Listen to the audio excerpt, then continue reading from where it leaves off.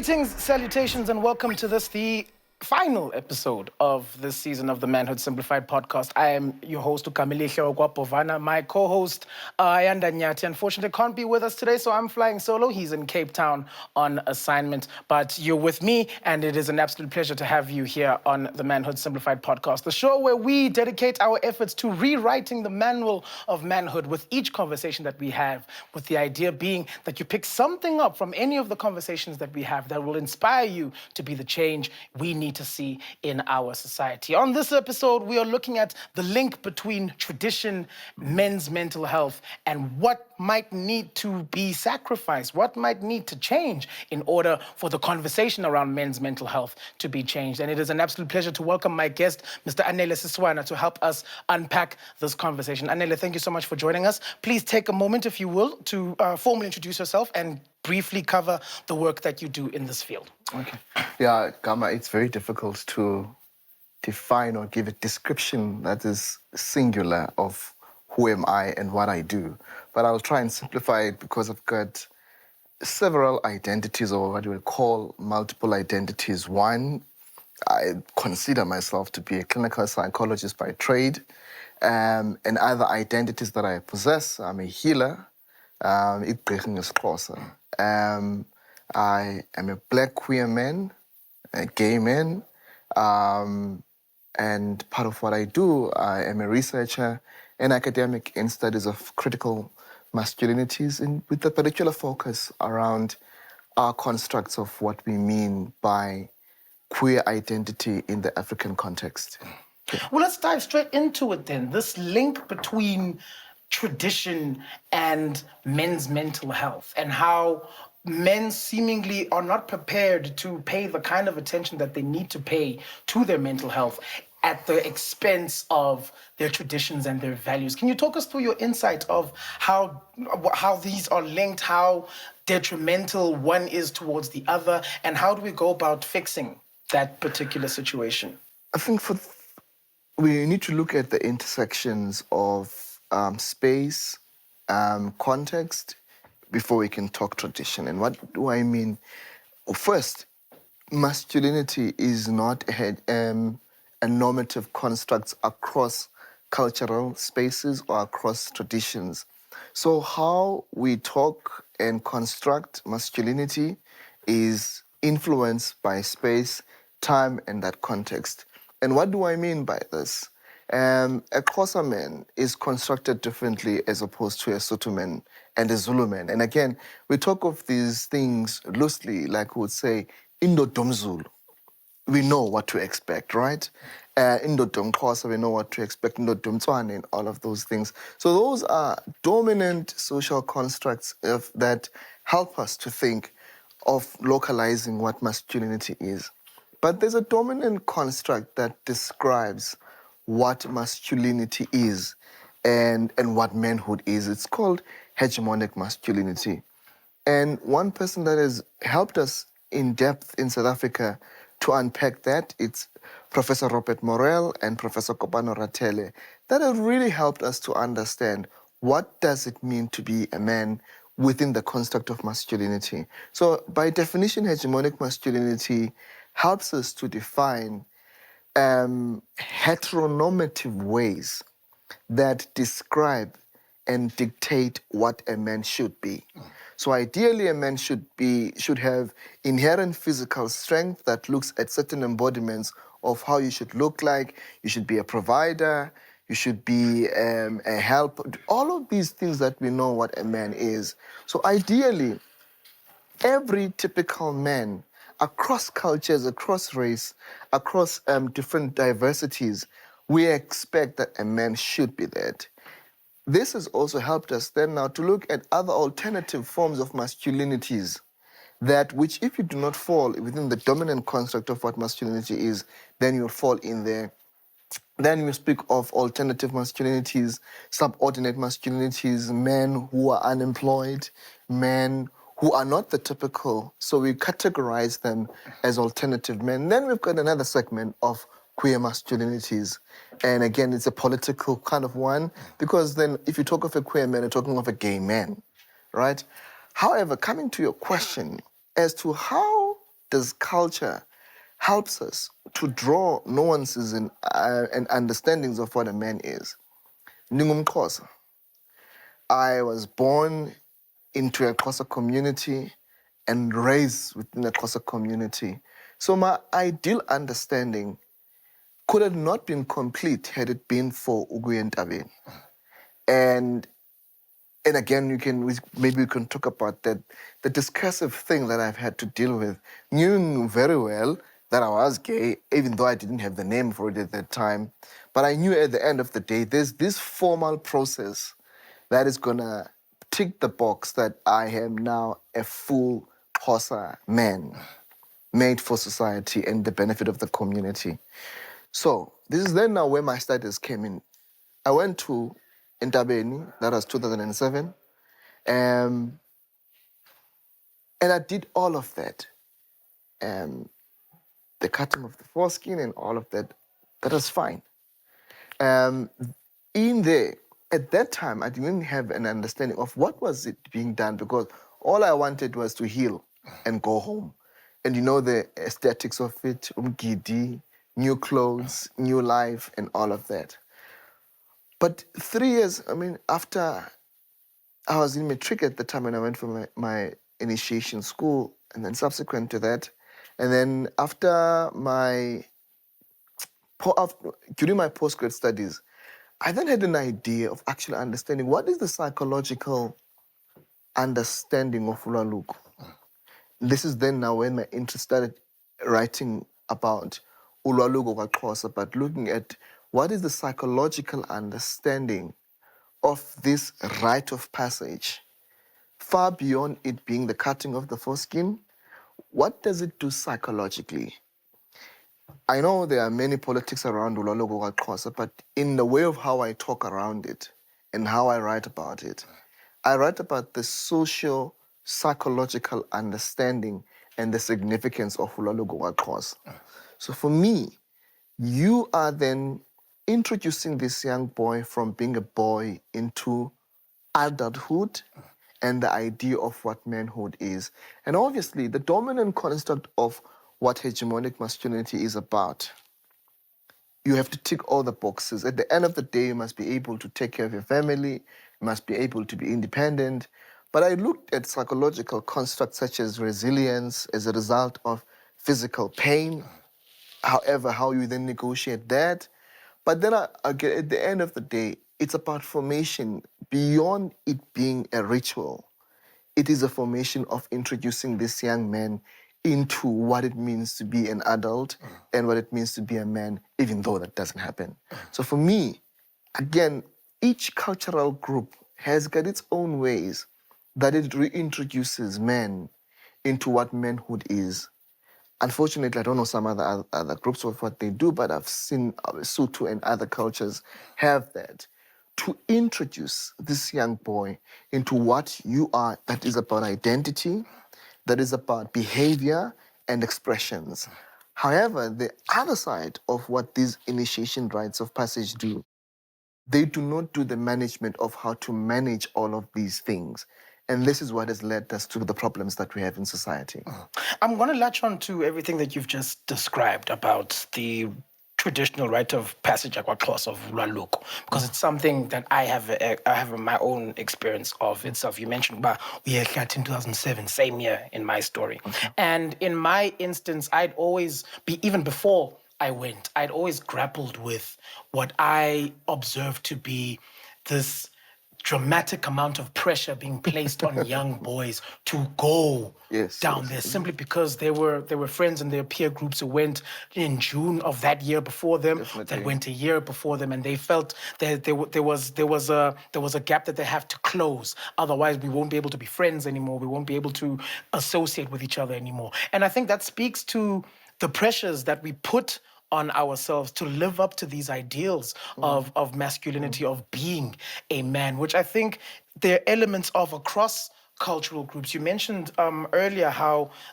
there are certain differences that can be identified in and amongst these traditional groups and these various cultures that we have across the country. But within those differences are also similarities that can be identified. And one of those similarities, I think, is around this conversation of these ideas that we share amongst each other as men of INDODA ikhali, INDODA mayiqine, INDODA mayenze A, B, C, D, and all of the other sort of pressures that can be identified across these cultural and traditional groups. Are we aware as the men on the receiving end and the giving end of these pressures, are we aware of how harmful we are towards each other in the maintenance of this pressurized environment where manhood and the concept of manhood is something that has to be chased, can only be understood in one way?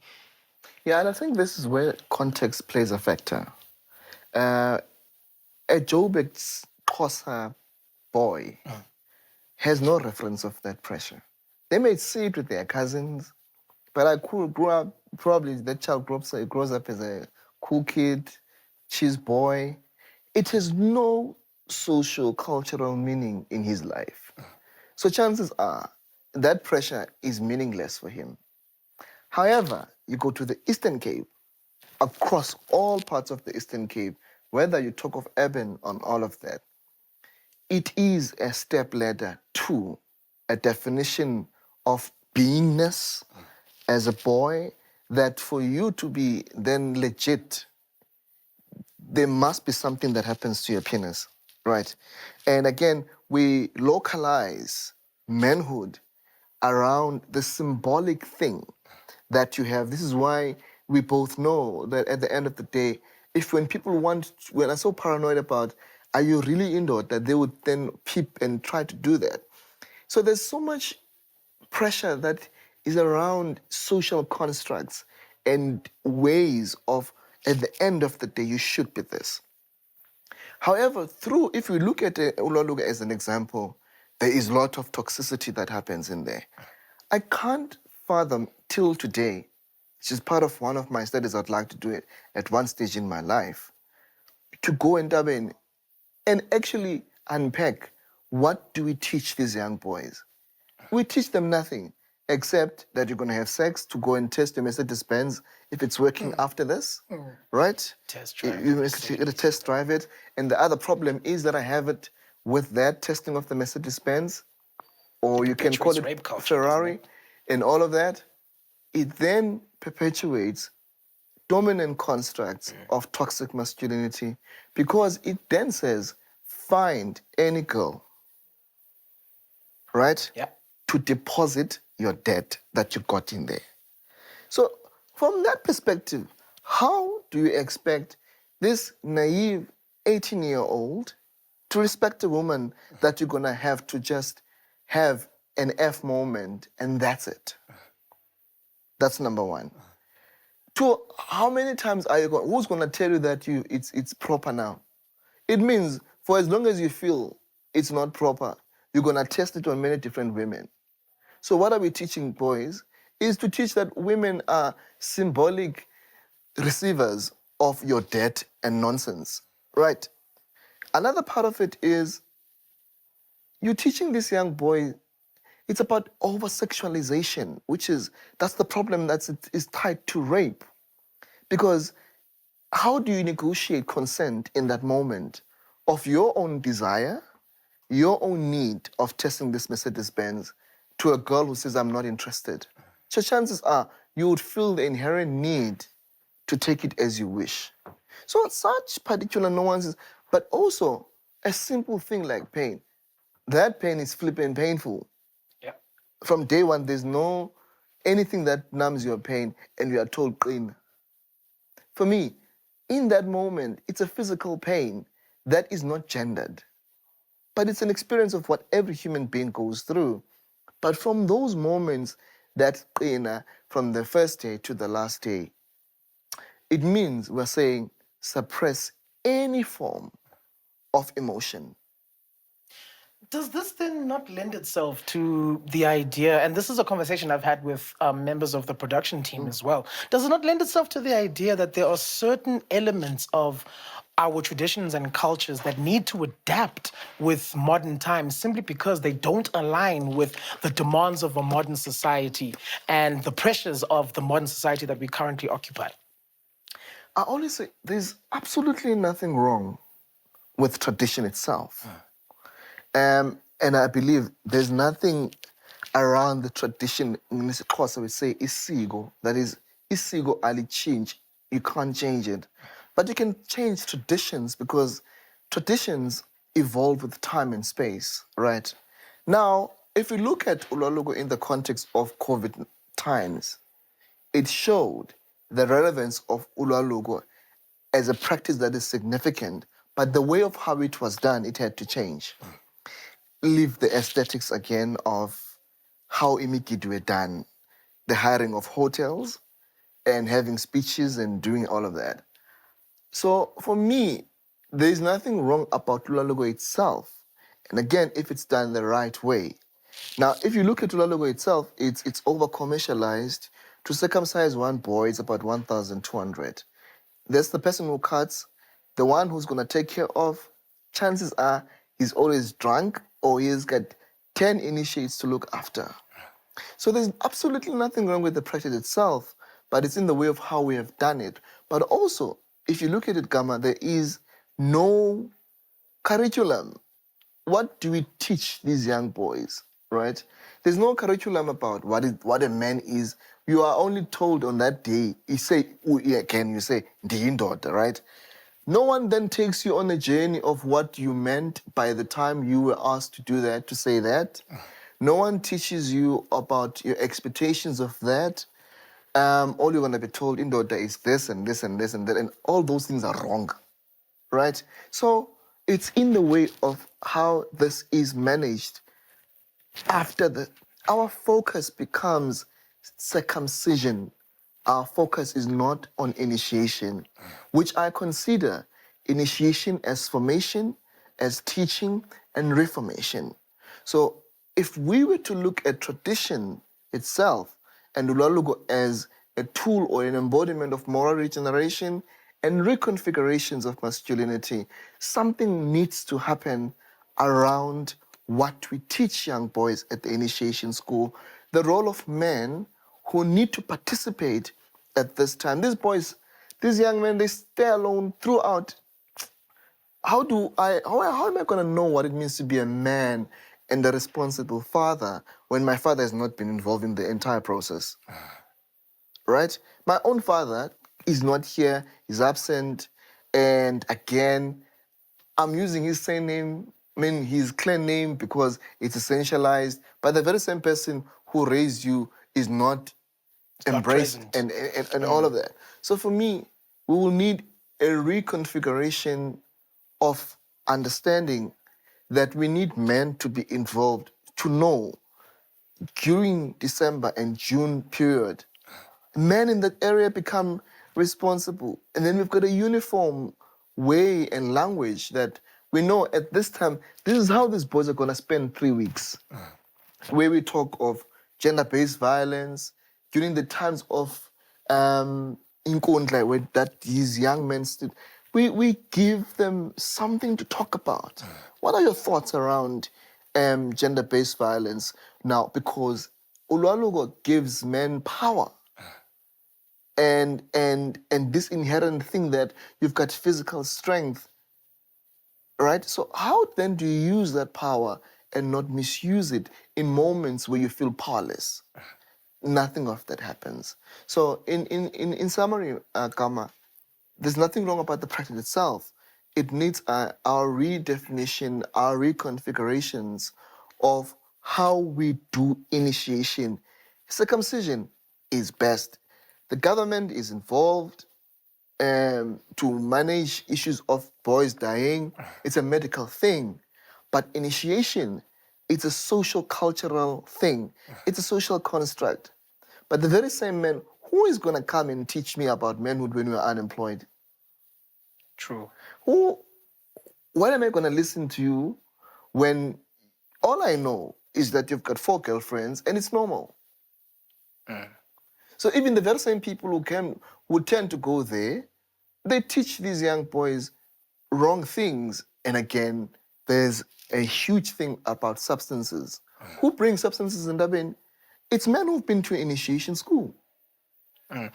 As far as these this labeling of what's right and what's wrong, do you think there are elements of that that are just purely subjective based on our own experiences, or is that informed by a view of the situation as it's currently unfolded, and for the length of time that it's unfolded in that way, that informs us to go, okay, no, the way things are being done now are wrong, and they need to change.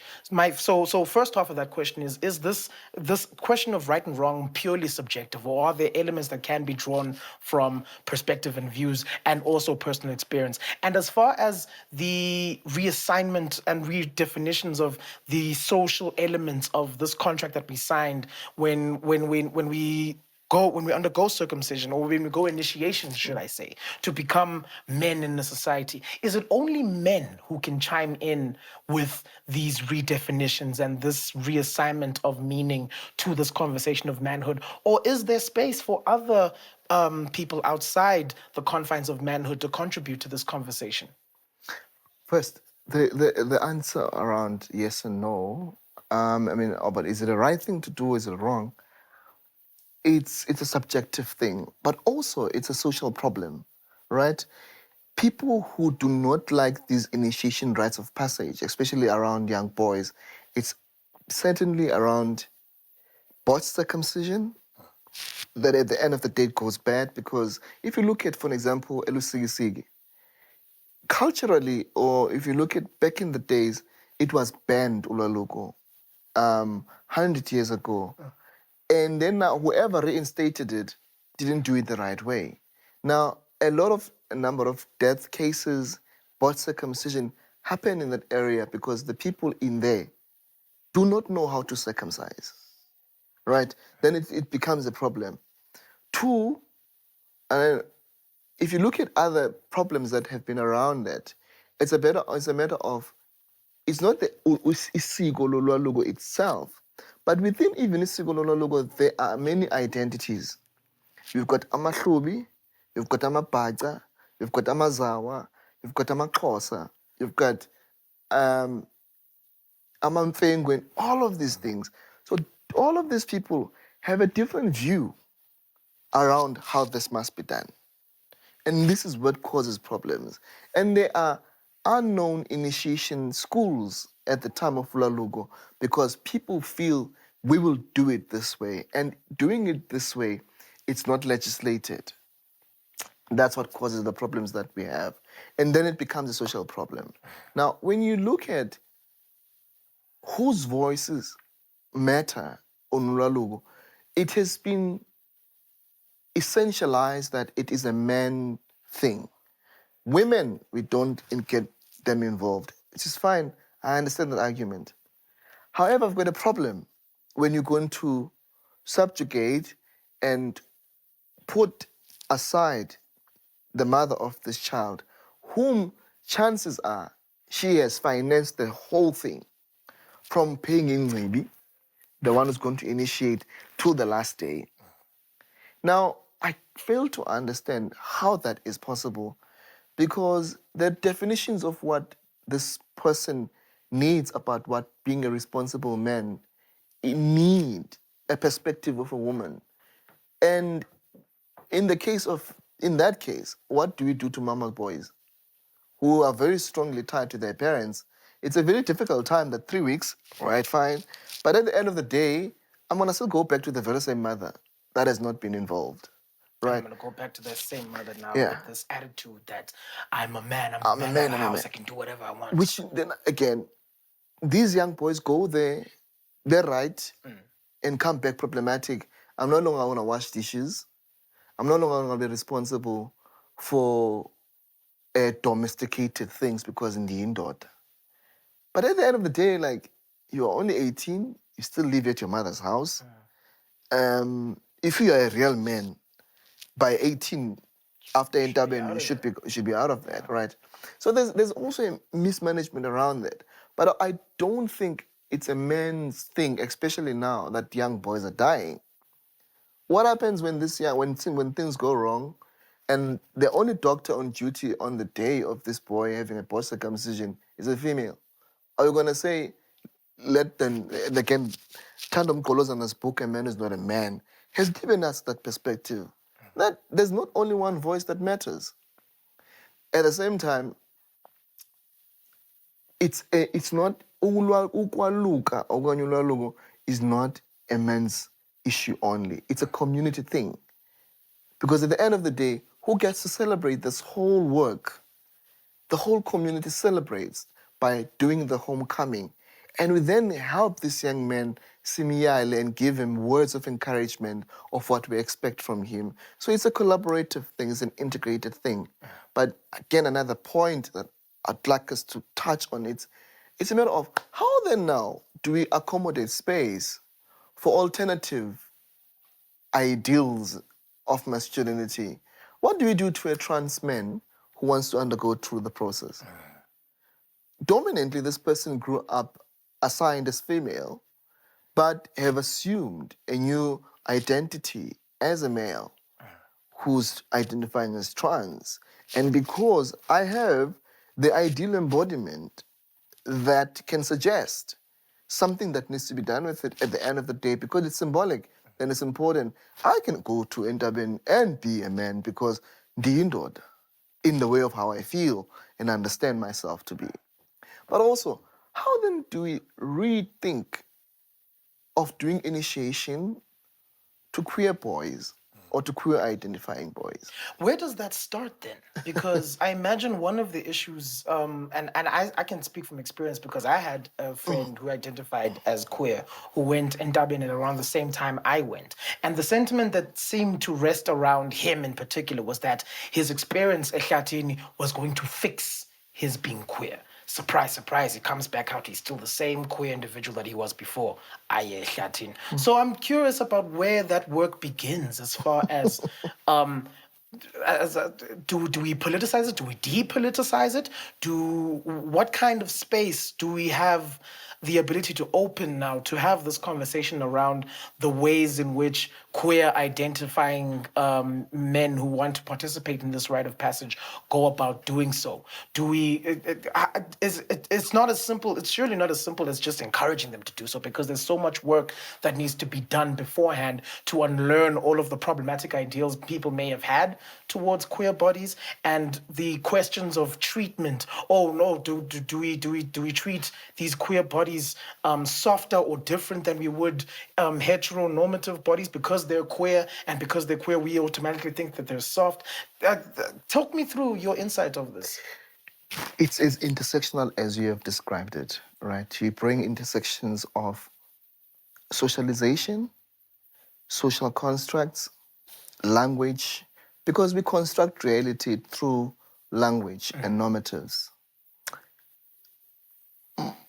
My current conceptualization paper that I'm working around my doctorate is entitled Dunguputsisi, Undoing Normative Ways of Becoming a Man. So, in that doctorate, what I'm hoping to achieve is to separate two things: gender and sexual orientation, and the last thing, expressions. I am very clear that a queer body who identifies as a gay man, you are very clear around, I am a man who desires other men. However, that does not make me a woman. So it means I just happen to be attracted to people who are of the same sex. So I am not excluded, or I'm not, I can never not I shouldn't be want, excluded. yes. I want the cause. That's why in Entabeni, because there are things I would never do, or I would never be allowed to do as umfana or as indodekai. So, and again at that time, if I look at, give you an example of my situation, there are many things I needed to do, even uktwasa. the first thing you are asked to Olugilina. Right? So it's a tool of social acceptance and engagement in the world. So a gay man or a gay boy who would love to go there, ideally for him to tick the boxes, he needs the bag to get into that space so as to have the language and the acceptance. Even when we were at varsity, there was a language that is spoken in there, right? So it's about belonging and about identity. So I don't understand how identity can be reduced to sexual orientation of who I desire and what I desire, right? Now, the conversation then needs to start at home, that I'd go to Entabene because the INDODA, but at the same time, if you read it, other studies that have been done, the corrective aspect of it is, even in my family, I guess, they had that hope that something is going to change. And unfortunately, nothing changed. They have never seen a girl I brought at home, and I guess they got more disappointed. And with my other friends as well, who are queer, and some of them have had to subscribe to the normative, especially after we entabeni. You have got to prove that I get I can go for girls. And some have made girls pregnant at that time, but it was not their intention. So the whole idea of corrective sexual identities through spaces of culture and tradition is very prominent. So the conversation must start at home, that I go there as a man, and when you welcome me as a man, leave my sexual. It's just that queer identities are politicized and are constructed in a particular way. Now I've got a friend of mine who is a trans woman. He went to Entabeni. Till today, he said, I only did that for social acceptance. But now, men don't understand. After all the power you have been given through this practice in society, you are demotivated. It's more like centering yourself into being a subject of disposition and all of that. And she's very clear, I'm a woman. In fact, she wants to undo and remove her penis because she really fully, completely identifies as a woman. It has brought a very different political view around you undoing manhood for an identity that is subjugated. We've spoken about the pressures that arise from these, I'm sure we can both agree, these problematic, these complicated ideals of manhood and masculinity. And I think we've also managed to take moments to consider the ways in which these pressures can manifest themselves in harmful ways. You mentioned young boys impregnating women when they didn't intend to. You mentioned all of these pressures that come with coming back from a rite of passage as significant as Ulwaluko, and the expectation to be able to talk to women, as we put it, and how all of these pressures can manifest themselves in harmful ways that contribute to something like gender-based violence. There's a school of thought that seems to be of the assessment that the mental health implications of all of these pressures that we place ourselves under are simply for men to deal with. No one else cares. Not even fellow men care about the impact that all of these pressures place on the mental health of your fellow man. How true, in your opinion, is this assessment, and how much work do you think still needs to be done to change the tide on that conversation? I think I'll respond to the latter part as to what needs to be done around men and mental health. So I think for me, what we need is to destigmatize. First, we need the language that is normative for men to use in describing and locating mental illness. Because mental health is the opposite end of the spectrum. You've got health, disease, which you can also put in there, illness. So mental health, it is when you are well. and this is how I think about it. This is when we talk of wellness. I think many, in particular to black men, will fall in the spectrum of mental illness, right? Illness in the sense that our language around mental illness is somehow twisted, because from that construct we spoke about INDODA. So what is the opposite of INDODA? It's being soft, it's being all of that which society does not embrace. So men don't know how to define what depression is, because depression is going to be tied to mental illness, it's going to be tied to weakness. So we then need to find a way of saying, when you feel this way, and again, when you feel, and my biggest argument is always, mental health has no gender. Facts. It's not gendered, it has no identity. Anyone can experience it because we're all human. It is just that society has then given us labels and tools of locating certain experiences to certain genders and all of that. So if we then think of black men in particular, black men are mentally ill in most times. And this is why we are seeing gender-based violence. This is why we are seeing femicide. Only a mentally ill man can do that. Chances are that man has a personality disorder that could be anything that is close to disorders of as an individual who is psychologically unhealthy.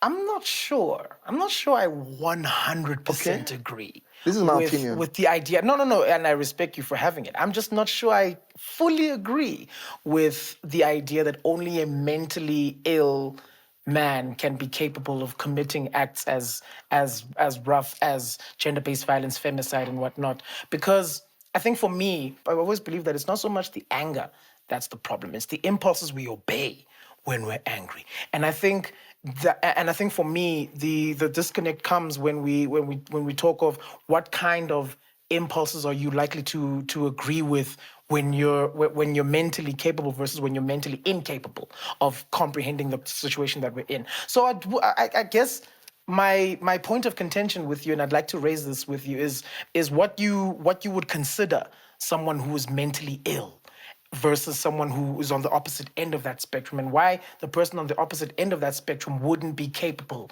of the acts of violence that a mentally ill person is apparently capable of, according to you. Now that you've amplified it in that way, I hear your contention. Maybe to simplify it, I was probably taking it higher clinically. If we talk of men in forensic wards Okay. that have murdered and repeatedly raped different people from infants to adults, then we're talking of a different spectrum there. We're talking of a sociopath, we're talking of someone who has a severe personality disorder that has no regard of wrongfulness and all of that. Sure. However, if we're talking now of recent incidents and what we've been seeing in society, it does suggest that a larger part of men who are perpetrators of this do have a degree of psychological problems that they can't wrap around, that they can't find possible ways of dealing with them. And possibly then now, the inherent social construct in all of these things, what do you resort to when you can't cry? You have to project that anger. You have to take it to something. And again, with this mind and everything that we've considered as we're engaging, this young man who feels he's strong, who feels he's a protector, can also feel that he can end the life of the very same person. Right? At the same time, when you talk now of general mental health, and I like the fact that you highlighted around something that looks like toxic masculinity and suicide, one would ask, is it only toxic men that can commit suicide? Or is it normal men? I don't know the intricacies of the past two incidents of Ricky Rick and Patrick Shai. But if you look at those men in the embodiments of how they are and they were in society, they are considered to be okay men. But eventually they committed suicide. That has really made me think differently around positions of class, what people do, their social status, and all of that. But it has also made me realize how emotional pain can never be reduced or limited to status and all of that. But in the case of where we are, chances are any man who would engage with such toxic behavior has somewhat a degree of a severe psychological distress and something that makes them unwell, that they may resort into that. Now, everything that you've just had to say speaks back to the idea that us as a South African society are extremely broken. We're a pain society that has a history steeped in a large degree of pain and trauma.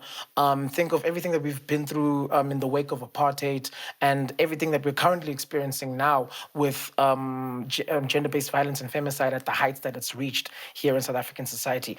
Where does the work possibly start to address the pain that so many men in this country are feeling when we are plagued with the degree of brokenness we are in as a society? And how does that, how much of a barrier does that represent against the work that needs to be done to heal these broken men? What we have in South Africa is as a result of many psychosocial and political factors.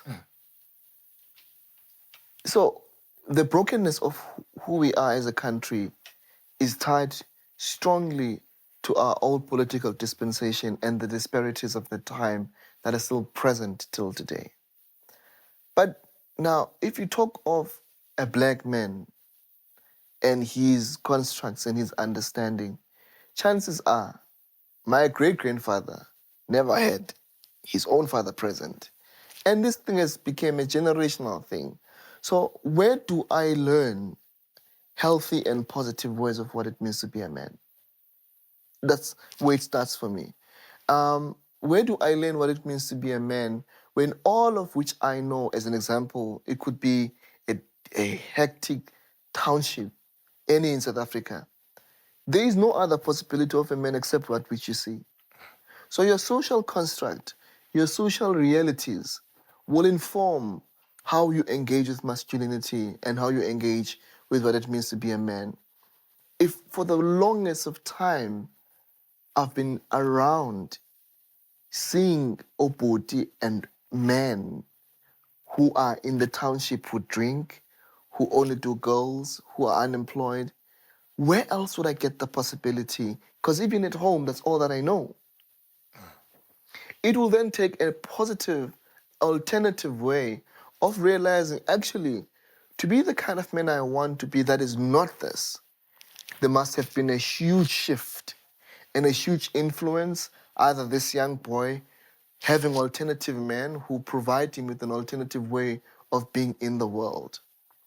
But if I have been socialized or raised by present men, loving men, soft men around my life, then the likelihood I would be that. We have seen there are families that have a trajectory of trauma and substance abuse. It then becomes a generational thing.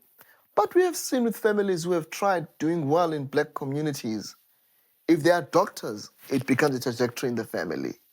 So background, context, and space potentially would help me to become the alternative man I need to be that is not toxic, that is not as disempowered as the typical kind of man that I've been exposed to.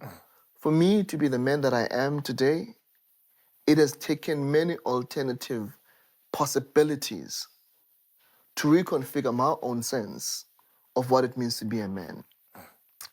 For young boys in the township, as Lalin in deep rural areas, they will need positive embodiments and ideals that are different.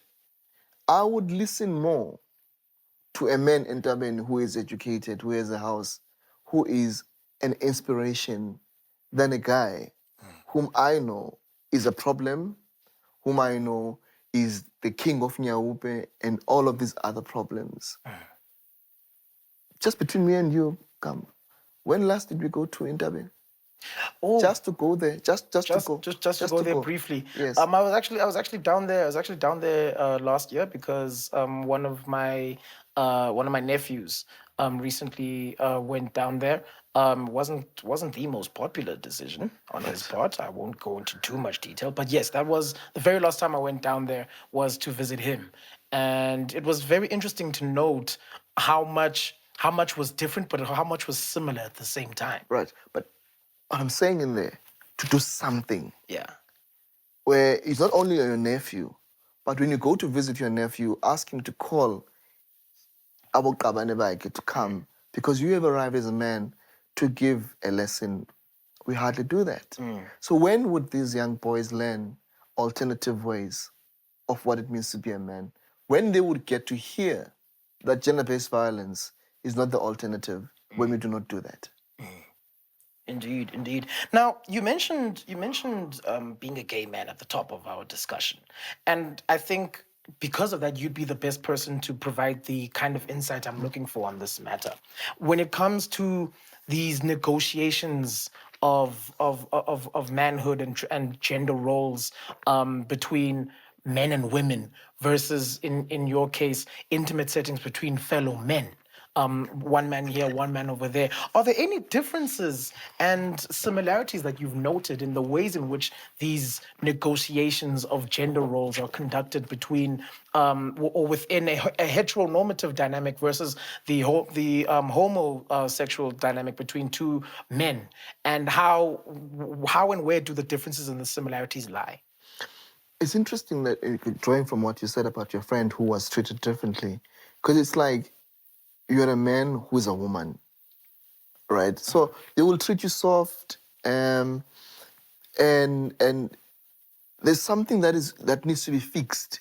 You have to be strong. You have to stop being feminine expressing, or your embodiments must always be straight. Is there something you might find or deem to be offensive in the way in which that treatment of softness is given to you simply under the implication that, oh no, because you're a gay man, the automatic assumption is you want to be treated softly? But when you are there, you know inherently there's no time for softness. It's just how you are feminine presenting, so automatically people would gravitate towards you being soft. But if you are not feminine presenting, you are just normal, it's a safe place to be. But in the case where you are feminine presenting, then you're gonna get that level of people are gonna they want you to act like a baby so that they can just baby you and be Coddle you, yes. excluded from experiencing the pain that the typical straight man who's there would feel. But how I've had to negotiate my identities as a black man who is Xhosa, whom my tradition, my culture has the strongest way of how it has helped me to understand the world in a particular way. When I go home, like this evening, I'm flying to PE, they're not waiting for a gay brother. They're waiting for their brother. And there are things that I expected that I will do as a man. When I go to the Krale plant, my queer identity has no bearing. Even if I was feminine presenting, when I go to a plant, I go there to do things that have to do with Ikaya. When I do my healing work as a healer, my queer identity has no involvement in there. How then romance and intimacy can be boxed by virtue of who I desire and what I want? In simple terms, society has romanticized romance and intimacy to be normal between heterosexuals, right? A simple thing I did over the weekend, I was celebrating my anniversary with my partner we've been together for 7 years. Congratulations. The kind of comments I had to delete that were homophobic because it was a photo of us kissing. It was more romanticized when I look at Instagram analytics by females. Most men did not. And I would imagine it's your typical straight man because men who are heterosexual govern romance and police romance as a heterosexual thing. If you are non-heterosexual, again, if you're non-gender conforming, if you are gay and all of those things, society deems that as problematic. So I hope and wish for a community and a society that will go far beyond romanticizing intimacy and romance as a heterosexual thing. And as if you are kissing a man, if you've got PDA at the mall, it's like Jesus has just arrived on earth. Just by a man holding another man, just by a man kissing another man, or just by another lesbian woman kissing another lesbian woman. But in the case of what we're talking about here also, I wish that typical heterosexual men can shift from the idea of making queer men feel like they are not good enough men by virtue of being queer. At the same time, queer men who happen to be men are not mentally ill. But again, this is a thing that needs to be destigmatized throughout humanity. That if you are queer or if you are non-heterosexual, you are mentally ill. The only time that what we deem as something that is psychologically distressing in the DSM, in the book that we use to identify disorders, it is when someone is diagnosed as one who struggles with gender incongruence. Okay. What do you mean by that?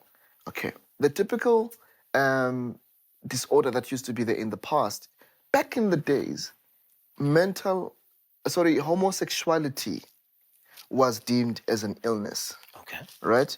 But over the years and through studies and contentions around it, being queer is not deemed as an illness. There's no disorder in the DSM that says a gay person is mentally ill. Leave biblical constructs, leave social constructs. But in the DSM, over the years, and in the DSM-5 that we use now as clinicians, the only reservation is for gender incongruence because this person was assigned a particular Gender identity. genitalia at birth, right? But they then feel incongruent with it as time goes. You see that from childhood to the point where now one goes for the surgery.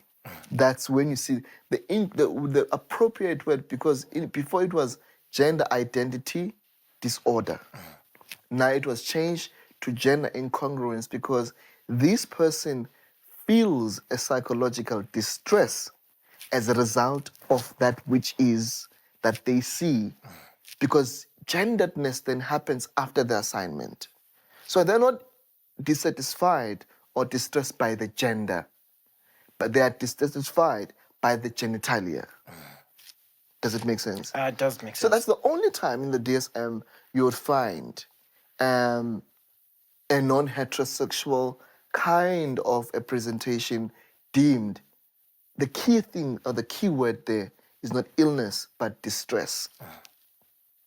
However, people think that queer bodies are mentally ill or they need something. That's why we've got other rituals in other countries that people would be slaughtered goats and all of these things because they want them to be well from being homosexual. I'd like to take a moment to zone, just because I don't think we've been able to touch on it over the course of our conversation. The work that you do as a traditional healer.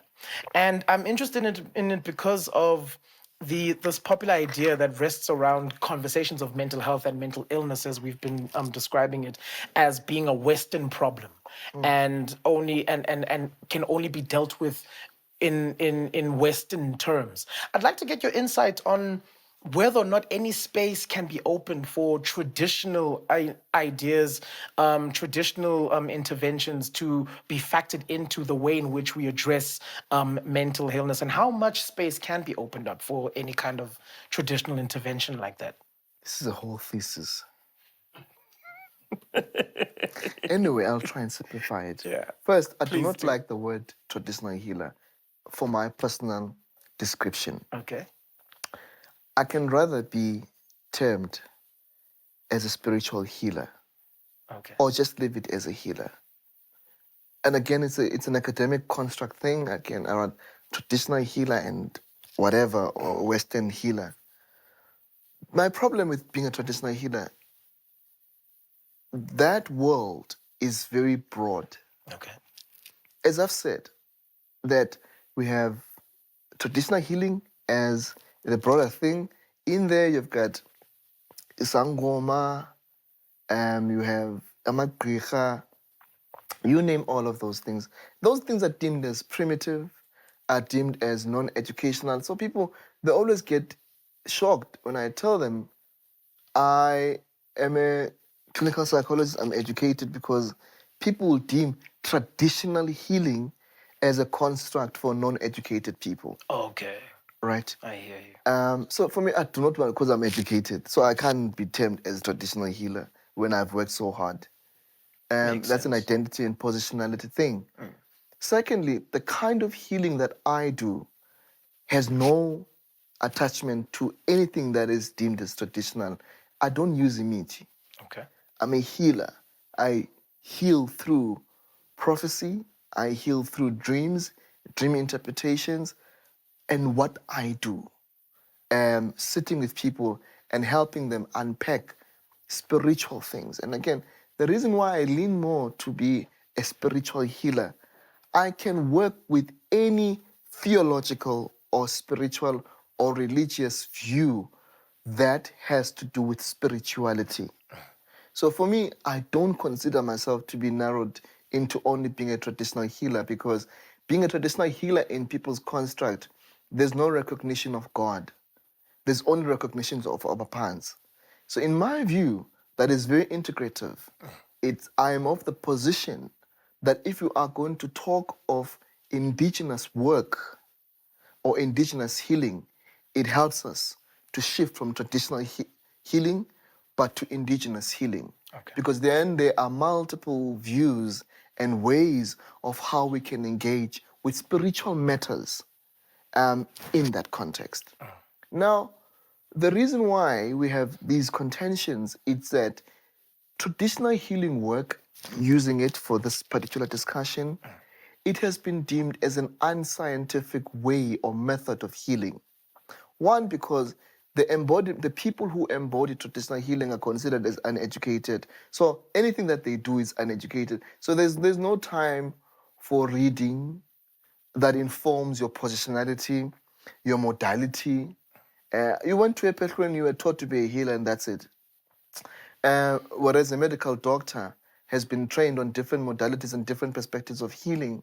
So society constructs traditional healing as a thing of non-educated people, as unscientific. It has not been to the lab. It's often done by older people in rural areas and all of that, even if it's in the public space. However, Western medicine, the reason why it's essentialized, it's deemed as scientific, it's science, which is I get confused, because also traditional healing in its sense, it's scientific.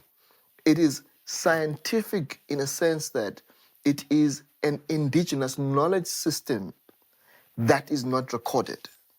Only people like us, and probably Credo Mutwa was one of the most scientists that was able at least to do oral tradition as well as to write some of his modalities and methods of engaging with traditional healing.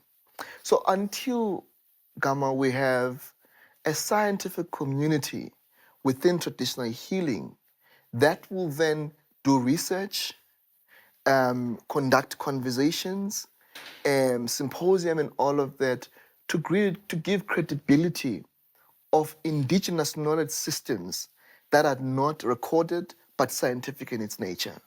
But you can only do that with a community of healers who have an understanding and, again, academic capital to have the language of engaging with traditional healing as a science in itself. Now, if you look at the problems that we have in South Africa, traditional healing has been framed and centered around black magic, right? Ubutagati. And as well as you've seen in social media, what black magic can do to make people go crazy. That's the construct that we know. So don't ever come and tell us about traditional healers as healers, but tell us as people who can do harm. That's my view, right? So very few we have testimonies and stories of people that says, I went to a healer, I had a therapeutic conversation with a sangoma without image. Very few of those stories. Now, in the kind of work that I do, I'm a trained clinical psychologist, trained in a very Western way, and I went to an English university. So I don't remember where I was trained being introduced to African psychology. Even my dissertation, I was even failed my dissertation. I needed an arbitrator because my dissertation was taken to 2 Afrikaans universities. And there were Afrikaans professors there, definitely, or whoever had a look at my dissertation. They asked one question, where is the psychology in circumcision? But it was written in there. But again, it's marked by someone who has no interest of African realities and experiences. I could not use Freud to explain the psychology of a black man, right?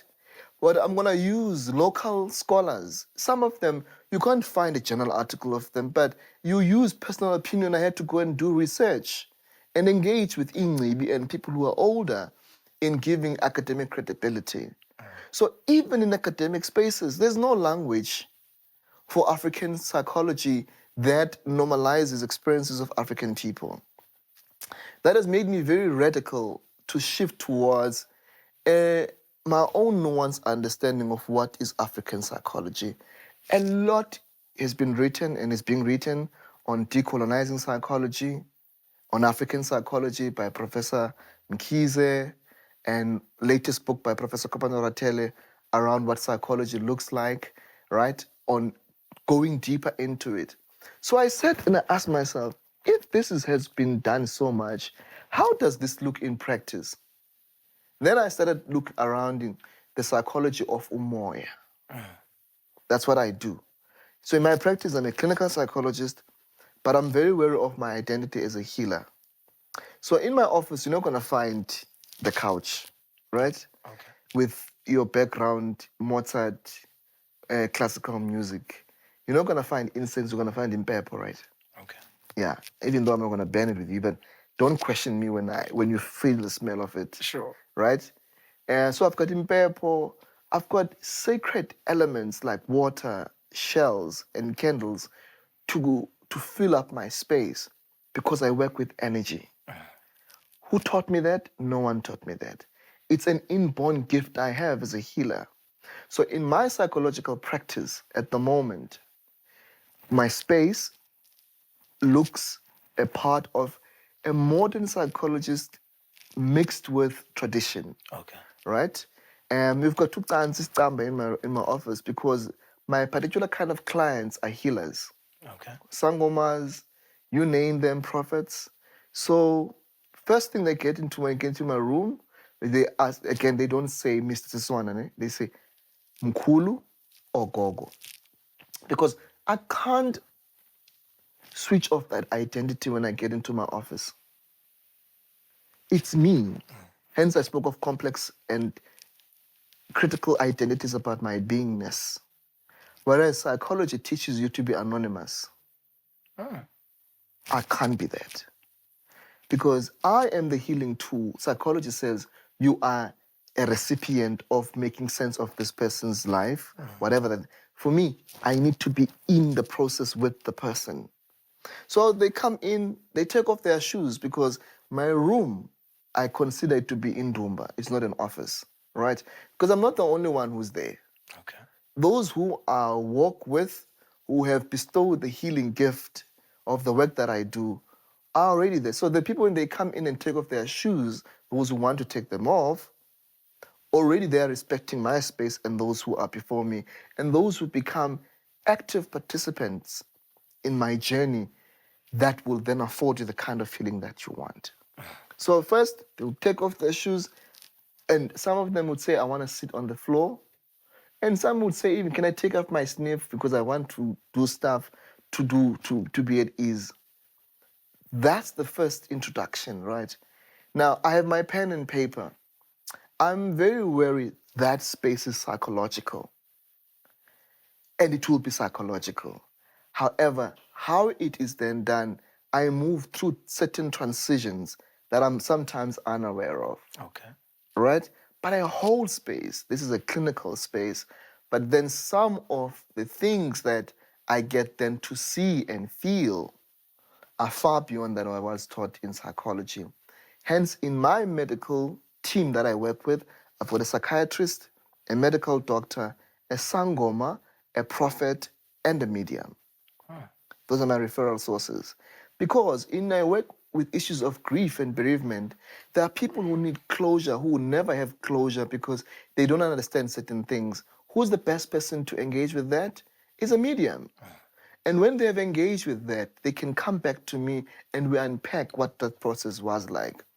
I've got people who have really issues that are tied to ubutagati. But a psychologist that has no understanding of that may not understand, will just say that person is delusional. When they say, there's a mama say next or this happened, and would say, you've got delusions of persecution. For me, I go deeper. What do you mean by that? Can you explain it? So my cultural knowledge and understanding about tradition and culture, about how black magic works, is able to help me define what is clinical and what is spiritual and what is prophetic most of the time.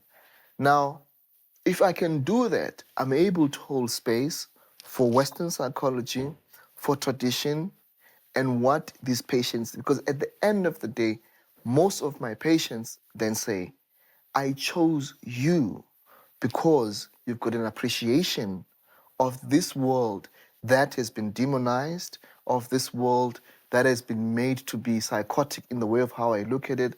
But my role is to normalize those experiences, and I'm able to tell. You know, kids that I work with, gamma hectic. This woman who is going through a divorce, but it's tied to she can't divorce because umyeni wakhe uthwele. Yeah. Right.